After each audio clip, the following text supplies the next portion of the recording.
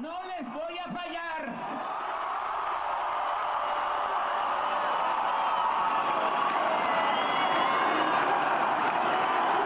No se van a decepcionar. Soy muy consciente de mi responsabilidad histórica. Acabamos de escuchar las palabras del presidente electo al conocer los resultados preliminares del día de las elecciones. Bienvenido al podcast del Observante, donde la opinión de jóvenes se escucha y se atiende. Bueno, sale un gobierno de derecha y entra uno de izquierda, pero la verdadera pregunta es, ¿cuál nos define más? Y es por eso que vamos a dar inicio a una sección llamada Mucha Lucha. Se realizará a un solo round, no valdrán golpes bajos. Se tendrá derecho a tiempo fuera si se desea. La referee de esta pelea será Elsa Cedas. Y entre los contrincantes, representando a la izquierda, con una estatura socialista y un peso de ideales marxistas, Enrique Suárez. Representando a la derecha, con una altura del jefe máximo y un peso equivalente a su desempeño en las elecciones, Sacil Mendoza. Bueno, competidores, para iniciar es necesario que recuerden las reglas, no interrumpirse entre ustedes y no salirse del tema, lo cual son las propuestas que hizo AMLO alrededor de toda su campaña política. Ahora vamos a realizar una serie de preguntas. La primera sería, ¿qué piensan sobre el gabinete del próximo presidente de la República? Bueno, yo creo que se hizo más bien mucha especulación y se agrandó mucho lo que era, porque si es cierto, hay gente que está muy bien preparada, pero también hay gente que está preparada pero no para el ámbito que se le está destinando. Pienso que pudo haber hecho algunas mejoras en lo que hizo campaña, y que no es el mejor como se está promocionando y como se promocionó durante toda su campaña. Bueno, es cierto que no va a ser el mejor gabinete que se haya tenido ni que se vaya a dar, pero a mí una cosa que me gustaría resaltar era el hecho de que hay 8 mujeres y 8 hombres, algo que no se está viendo en los demás gabinetes, sino una desigualdad en cuanto a los géneros, y esto también es algo que me parece que resaltar.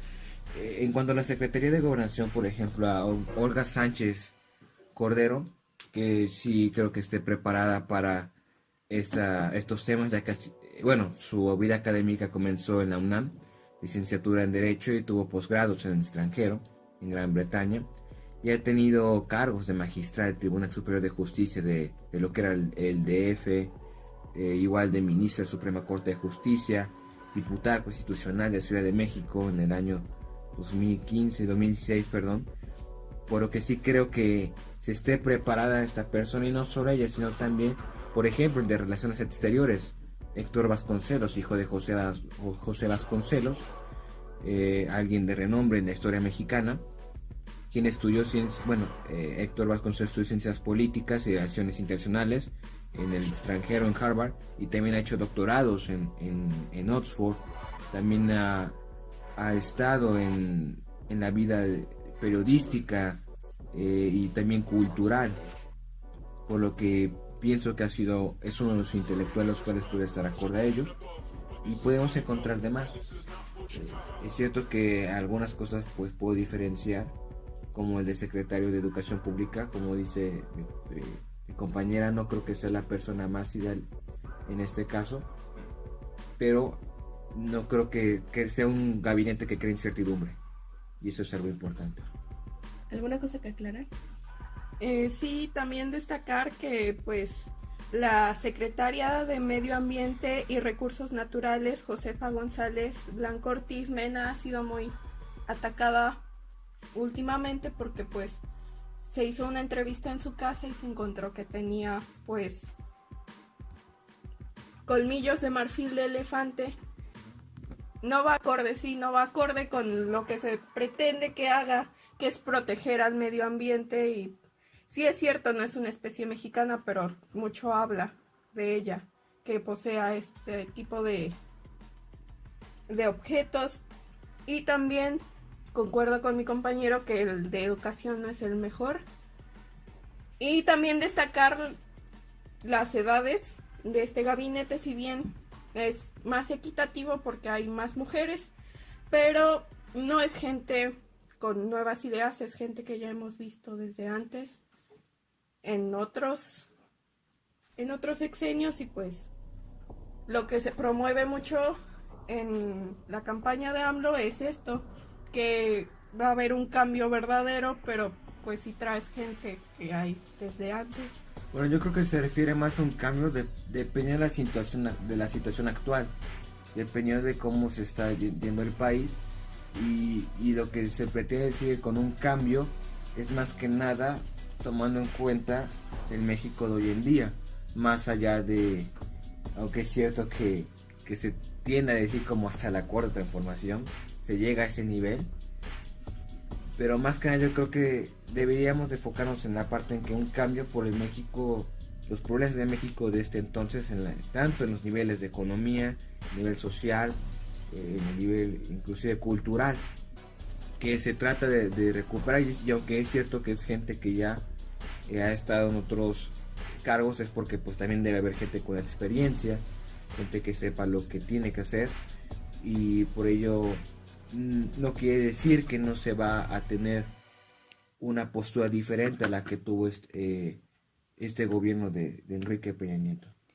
Bueno, hablando de cambios, ¿qué creen que sería lo primordial en el sexenio de AMLO?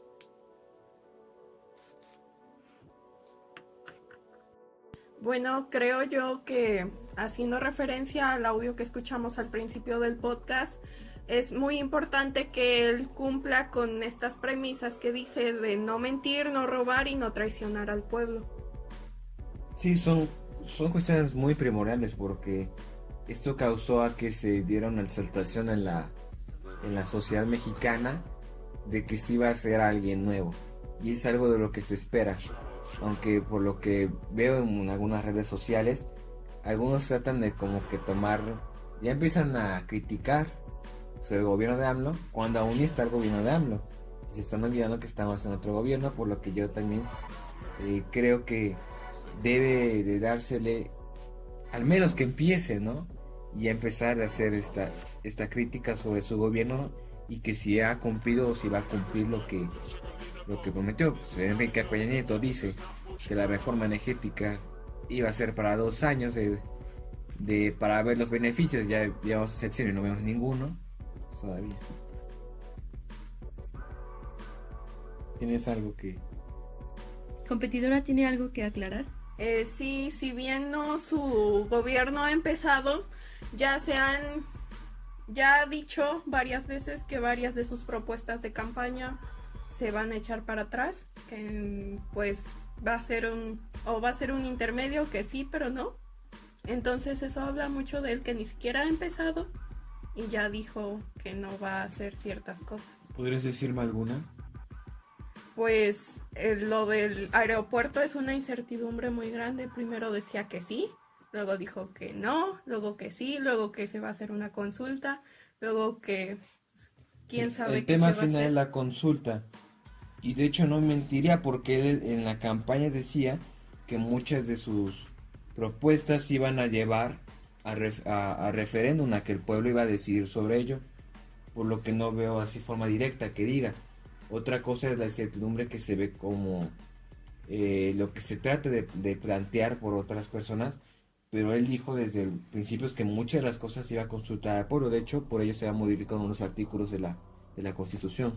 Sí, pero las consultas son algo bastante que cuestionarle, porque si las elecciones de por sí ya son tediosas para la población, son molestas, son cansadas, es un periodo de mucho estrés en toda la población, hacer consultas cada 2 por 3 por una cosa que se supone que corresponde decidir a ellos, que ya los elegimos, pues es un poco incongruente, incluso porque se destinan recursos que se podrían destinar a otras cosas en esas consultas.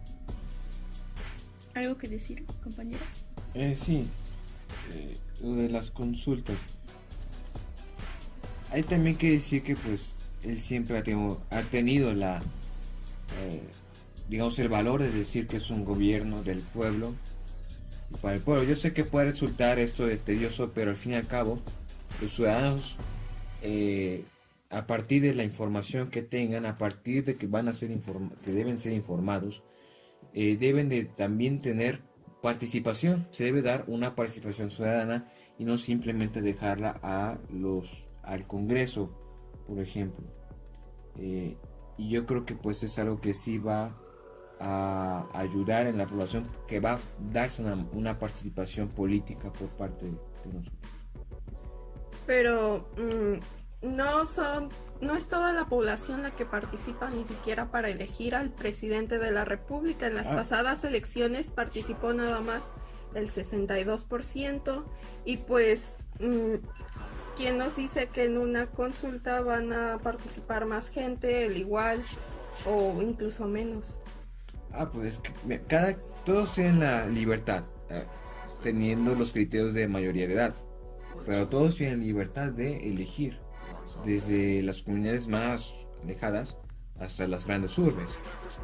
Una de las cosas por las cuales se dejó de por ejemplo, asistir a las elecciones fue por por el desinterés de participar en la democracia del país por los gobiernos que se estaban dando. De hecho, con Andrés Manuel ya se tuvo un ascenso más de la participación que en anteriores elecciones, pero todos los individuos tienen la libertad de estar ahí. Pues sí, es una libertad, pero también es una obligación participar en las elecciones. Y pues vuelvo a lo mismo, ¿quién nos garantiza que la mayoría del país es la que va a elegir y no solo un porcentaje de los ciudadanos? Bueno, pues también queda la población, también debe ser aquí consciente de que debe participar. Aquí también no podemos tenerle toda la obligación, todo el peso a la persona que decide este tipo de cuestiones. Buena participación. Ahora hablando de que el partido Morena ayudó a la mayor participación del pueblo, quiero preguntarles qué creen que afecte en algo el hecho de que en la mayoría de los puestos públicos se encuentre el partido Morena.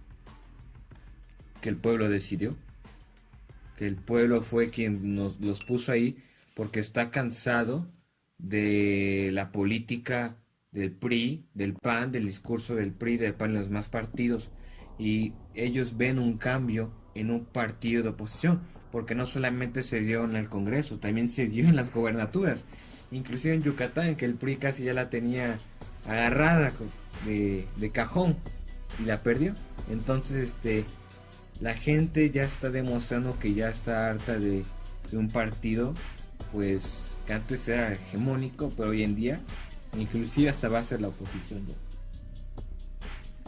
Creo que pues los partidos como el PRI y el PAN tienen que tomar una buena postura de, como decía mi compañero, de oposición, pero la cuestión del Congreso creo que fue más bien un voto de castigo, por lo mismo del cansancio.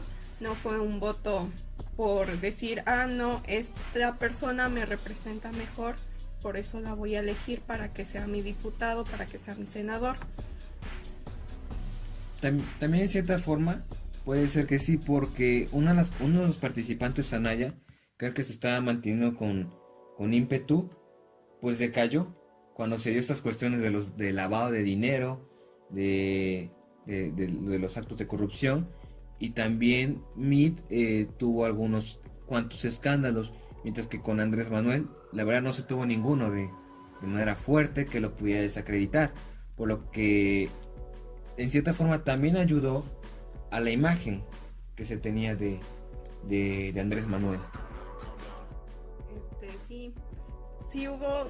Sí creo que los escándalos afectaron mucho a la reputación de los demás candidatos, y creo que a nivel Congreso va a afectar en que pues sí, la mayor parte de las decisiones va a ser de Morena. Recalco que el PRI, el PAN y los demás partidos tienen que tomar una buena posición de contrincantes. ¿Qué tan acertadas serán esas decisiones tomadas? Pues bien, una de las otras decisiones que serán tomadas es sobre reformar el artículo 19 constitucional para establecer prisión preventiva oficiosa a delitos relacionados a corrupción. ¿Qué opinan sobre esta modificación? Bueno, a mí se me hace una modificación bastante conveniente para evitar casos como los recientes de Duarte, de Borge, del otro Duarte, y casos que pudieron haberse evitado. Sí, de igual manera yo estoy de acuerdo con esta medida para evitar, como dices, que las personas que hayan cometido... Bueno, hablando sobre toma de decisiones, se va a reformar o se piensa reformar el artículo 19 constitucional para establecer prisión preventiva oficiosa a delitos relacionados a corrupción. ¿Qué piensan sobre esta modificación? Me parece que es una modificación de llevarse a cabo, va a ser bastante útil para evitar casos en un futuro como los recientes de los dos Duarte, tanto el de Veracruz como el de Chihuahua, el de Borge y varios casos así que se han dado, sobre todo para reducir gastos en la investigación, en las extradiciones y también tiempo y molestia del pueblo. Sí, de igual manera yo estoy de acuerdo ante esta postura, ya que se evita, como dices, que los presos políticos huyan, o que se pretenga decir que huyen, y así así que se dé un Estado de Derecho, prácticamente. Hablando de presos políticos, ¿qué pasa con la amnistía? Entonces, ¿qué propone Andrés Manuel?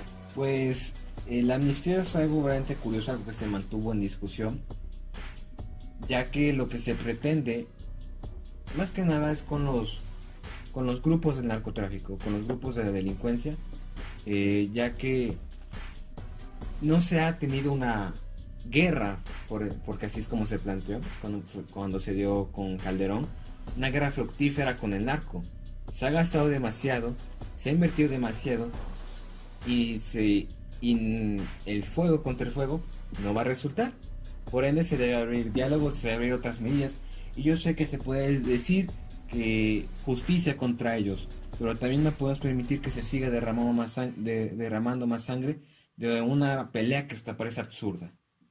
Es que para lo mismo que el pueblo, por lo que el pueblo votó por AMLO, es por el enojo que hay de todo esto, y creo que el perdonar crímenes de narcotráfico es un poco contradictorio, porque se llega a lo mismo, el pueblo se enoja y no avanzamos. Lo que se pretende es la paz. Eso es realmente el objetivo, porque el país ha estado sumergido en delincuencia, en que lo que se ve en formato de secuestros, de feminicidios, de violaciones, de una gran diversidad de aspectos criminales, y realmente su objetivo es dar la paz. Y si la paz se da de esta manera, pienso yo, la cual no es violenta, no va a haber inversiones como tal, se me hace una manera ideal, porque repito, atacándolos, se ha visto, no va a ser fructífero y solo va a causar mucho más muertes, tanto de los criminales como de civiles y de la parte del ejército. Pero esta parte no nos garantiza la paz, no nos garantiza que estos criminales no reincidan, no nos garantiza que no encuentren otro mercado. ¿Otro mercado a qué te refieres? Ok, dejan el narcotráfico, refiriéndose a drogas, pero las armas. Pero es para todo. La amnistía no solamente es para los que venden droga, sino también, como digo, a los que están sumergidos en la parte criminal en el país. Por lo que me dices que no garantiza, es otra opción la cual tal vez no sea pérdida de tiempo como tal, porque no se invertirá tanto como lo ha hecho Calderón o lo de Enrique Peña Nieto, y se va a pretender no derramar sangre, que es lo más importante, repito, y seguiré diciendo, más allá de los conceptos que se tengan de justicia. Pero seguimos a lo mismo, o sea... Bueno, basta, ya hablamos mucho de este tema. Creo que es momento de plantearles otra pregunta. ¿Qué tanta oposición cree que se tenga contra la eliminación del fuero presidencial? Se me hace una idea, como varias de las de Andrés Manuel, ideal, sobre que el presidente pueda ser juzgado o no, que no quede exento de delito, y que pero como todo ciudadano que debe pasar por un proceso de jurisdicción correspondiente. En este punto creo que concuerdo con compañero. Bueno, al menos en algo tenemos en común, ¿no? Cambiando totalmente de tema, tengo una pregunta importante. ¿Creen ustedes que se esté abandonando la frontera sur?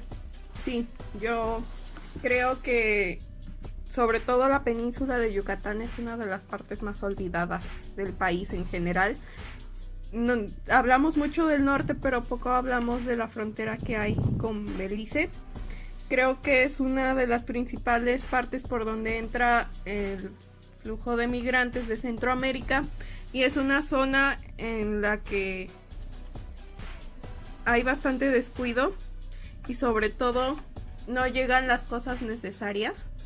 A veces no se cuenta con la canasta básica incluso en ciertos lugares.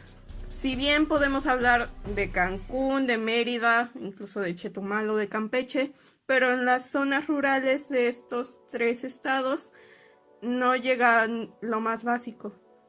Y no he escuchado ninguna propuesta relevante a nivel suroeste, además del Tren Maya. En mi opinión personal, el Tren Maya no es factible, por lo mismo que acabo de mencionar. Va a unir ciudades como Cancún y Mérida, y pues, ¿de qué sirve esto a la parte que es realmente la zona maya, la parte olvidada de Quintana Roo, la parte olvidada de Yucatán y sobre todo Campeche? Nunca volteamos a ver a Campeche, nunca volteamos a ver el centro de Quintana Roo. Bueno, en cuanto a lo del Tren Maya, crees que no es factible, pero ¿en qué aspectos en concretos por qué crees que no es factible? Porque se supone que pretende activar la economía de esta zona, activar el turismo y todo esto, y caemos en lo mismo, en que solo Mérida, Cancún. La península es más que Mérida, Cancún. En la península existen cosas que son extraordinarias, creo yo. Hay zonas arqueológicas que son olvidadas. Hay una zona arqueológica que ni siquiera está registrada en el INBA, y pues es una de las que yo considero que son de las más representativas. Por ejemplo, en los pueblos de... ¿Cuál te puedo mencionar? Todos conocemos Tulum, pero muy poca gente conoce Uxmal, que también está bastante vinculada a Tulum. Todo el mundo conoce, por ejemplo, las pirámides de Chichén Itzá, pero la parte del pueblo maya que sigue vigente hasta hoy en Yucatán, en Quintana Roo, en Campeche, sigue olvidada. No les prestamos atención, no los volteamos a ver, no escuchamos sus necesidades, y la verdad, con AMLO tampoco he visto que se atiendan las verdaderas necesidades de este pueblo. Lamentablemente esto de que se marginan a las etnias se ha dado desde años atrás, diría yo, desde décadas inclusive, después de Zapatista Liberación Nacional, y sí coincido en la parte en que se debería tomar mucha más atención en el aspecto del sur, pero también como que no vi que otro candidato se preocupara por eso, y esto no es para decir no es para justificar, sino para englobar a que es algo que está ocurriendo, por lo que de manera general, por lo que sí creo que ahí se debería hacer algo nuevo. Se debería tomar en cuenta las zonas, por ejemplo, también de Oaxaca, la cual como también quedó muy afectada por el sismo y es uno de los estados más pobres del país, y se ve tratar de reactivar la economía de estos estados, más allá también del turismo, porque fue muy afectada por los sismos. Entonces, ¿ambos concuerdan en este punto? Concordamos en que es lamentable que por lo menos hasta el momento de las propuestas de Andrés Manuel no se dio tanta cobertura a estas etnias. Y eso es algo que reconozco de manera plena, pero eso no quita a que este gobierno no vaya a tener acciones sobre ella en el transcurso de los 6 años. No lo puedo asegurar y también no podemos asegurar de que lo vaya a hacer, de que lo vayamos a hacer o no. Eso es lo que quiero llevar. Bueno, me has hablado mucho de las posturas de Andrés Manuel, de sus posturas izquierdistas, pero ¿qué tienes que decirme en base a que Andrés Manuel inició su carrera en el PRI? Esto es cierto y pues se habla mucho de un cambio, pero creo que los orígenes de las personas nos hablan mucho de hacia dónde van. Pero bueno, es difícil establecer la vez en cuando AMLO junto a Cárdenas se sale del partido, del PRI. Cualquiera puede tomar sus propias posturas sobre fue si no le dieron un lugar o porque no concordaba con las ideas del partido o con las medidas que estaba teniendo. Pero la cuestión que aquí quiero recalcar es que a pesar de que empezó con el PRI, se mantuvo, por alguna forma de decirlo, fiel a las personas que lo rodeaban y que eran partícipe de sus mismos ideales. Por ejemplo, con Cárdenas se dio el Frente Democrático y es cuando se da lo de un supuesto, bueno, que a mis ojos parece totalmente claro, un fraude electoral, muy descarado por cierto, una caída del sistema. Y aquí es cuando Andrés Manuel ya toma su propia postura como tal y ya no está en lo que inclusive en un momento él llamó el PRIAN. Hablas de esta relación que tiene con Cárdenas y pues ya sabemos que esta relación ya ha sido rota. Qué curioso que justo cuando toma posesión del gobierno del entonces DF, pues se rompe esta amistad, esta alianza. Pues me dice mucho. ¿De qué manera? De AMLO. Explícame. Porque se supone que era uno de sus más allegados, ¿no? Pero explícame incluso la manera en cómo expones a que se rompió la amistad o la supuesta amistad, tomando en términos de colegas. Pues sí, hablo amistad por tener un término coloquial, porque realmente, ¿quién nos garantiza que realmente sean amigos? Pero bueno. No, lo que yo trato de preguntarte es en qué términos o qué características me expones en el cual se tuvo esta ruptura. Pues que hablas de la fidelidad que tenía Andrés Manuel hacia sus allegados, hacia su círculo cercano, pues... Cárdenas ha sido alguien que ha perdido terreno en lo político y Andrés Manuel también tiene ha dado apertura a otras personas, no necesariamente digamos yo lo que decía con fidelidad como tal es que sobre sus posturas más que nada y cuando se sale Cárdenas, se sale él, no, repito, no se tienen las claras causas de por qué, pero puede ser más que nada por unas cuestiones de ideales, más allá de algo de colegas.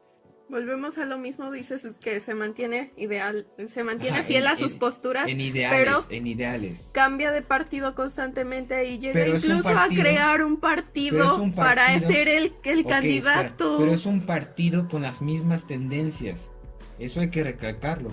De izquierda, vete cuál es su tendencia. De igual manera cuando se dio con la alianza con Movimiento Ciudadano, lo que era la Convergencia, con Movimiento Ciudadano esta vez ya no, obviamente, se tuvo con el partido del PAN, el PRD, pero anteriormente, y todas son de la misma calidad, en ese mismo tenor, de izquierda y sector, y de brindar ayuda al sector popular. Y también que igual con el PRD cuando era esta tendencia del PRD. Ahora el PRD, por favor, hizo una alianza con un partido de derecha. ¿Qué clase de circo es ese? Pues es el circo que ha estado montando todos estos Por años de favor, campaña por AMLO. favor. Si él se ha mantenido en la presidencia, ha sido igualmente porque él trata realmente, él lo ha dicho de una forma como tipo ambición, pero en un sentido, bueno, es decir, un sentido de ser perseverante en llegar hacia Esta la presidencia. perseverancia me parece un poco enfermiza incluso. ¿En qué sentido? Porque ¿En qué sentido? justo cuando no obtiene la candidatura, no obtiene el poder, no obtiene la presidencia, va y, pues, mejor fundo un partido y yo soy el fundador y yo soy el candidato. Todos felices. Lo haces ver como si fuera un completo dictador, totalitario o algo totalmente parecido. ¿Realmente crees que tenga esa perspectiva? No lo creo del todo, pero su perfil psicológico me habla de que, Su perfil psicológico. Sí, su perfil psicológico me habla de que no tiene una... ¿Una qué? Es que acomoda tus sillas como tal. Pero sí te diré algo. AMLO, lo que ha estado durante su periodo, no ha tenido un escándalo como tal sobre de corrupción, sobre escándalo de lavado de dinero, ni nada parecido. A pesar de que ha sido el candidato que más se le ha querido poner baches por ser el candidato de oposición y por ser, perdón, el que ha estado más a la alza. Pues sí, pero estamos llegando a argumentos algo incongruentes, ¿no? O sea, me está diciendo incongruente como tal a mí. No me Al califiques. saco, No aquí me me quedé. califiques de esa manera. Bueno, señores, ya hasta aquí se acaba la pelea, se están saliendo un poco de las casillas. Bueno, esto ha sido el final de la sección. Creo que fue un momento muy épico ver las dos posturas, ver una pequeña pelea escuchar una pequeña pelea. Y bueno, la sección termina aquí y nos escuchamos hasta la próxima. ¿Quién gana? ¿Quién sigue? Tú decides.